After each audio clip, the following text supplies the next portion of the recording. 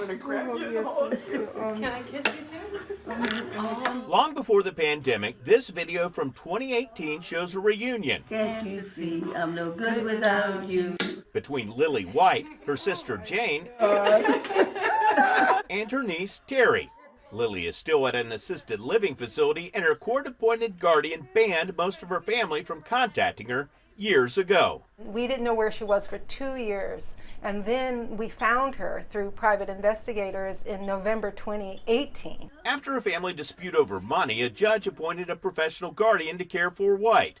I never thought anything like this could have happened. White was removed from her home in August 2016 and taken to this assisted living facility. They're saying you don't want to see your sister, Janie. Do you want to see her? See how lies can get out, and oh my goodness. Do you want to see her? Of course I do, and I've always wanted to see her. Okay.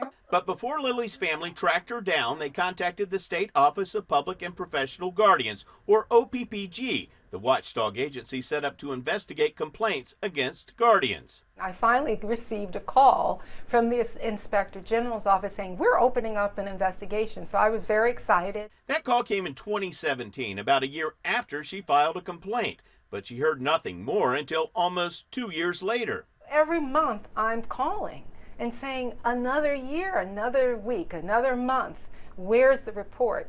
The I-Team obtained that report, showing investigators found Lily's guardian was not registered as a professional guardian with the state and billing Lily's bank account for attorney's fees that were not allowed. But despite finding problems, the I-Team found the state's watchdog did not take any disciplinary action.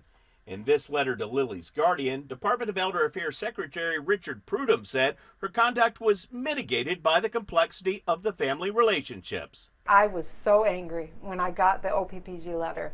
The I-Team uncovered 8 other cases in which investigators determined guardians violated the law, but the state never moved to revoke any of their registrations, instead ruling each of those problems had been mitigated.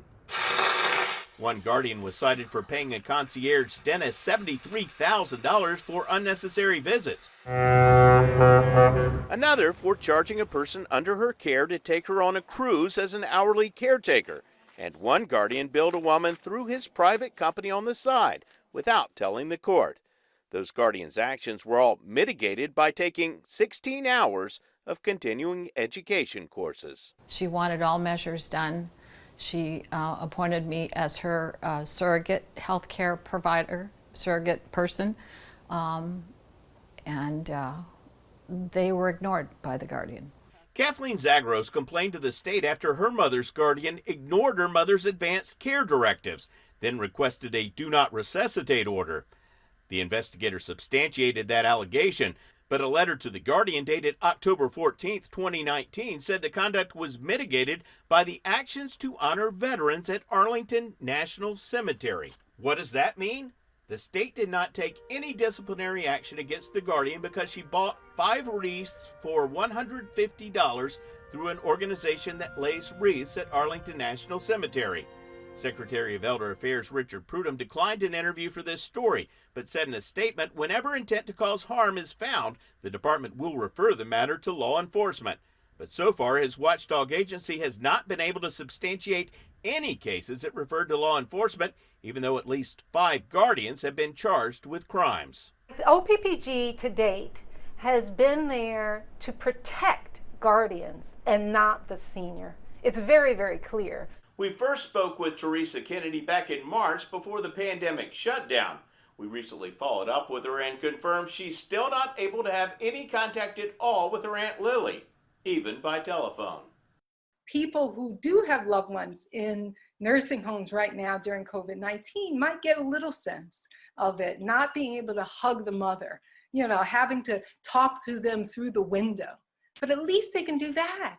We can't. She's hoping her last reunion with her Aunt Lily in 2018. Your goodbyes left me with eyes that cry. Why can I go on without you? Won't be their last. The part that once was my heart, so why not take all of me? I'm I-Team investigator Adam Walser, taking action for you.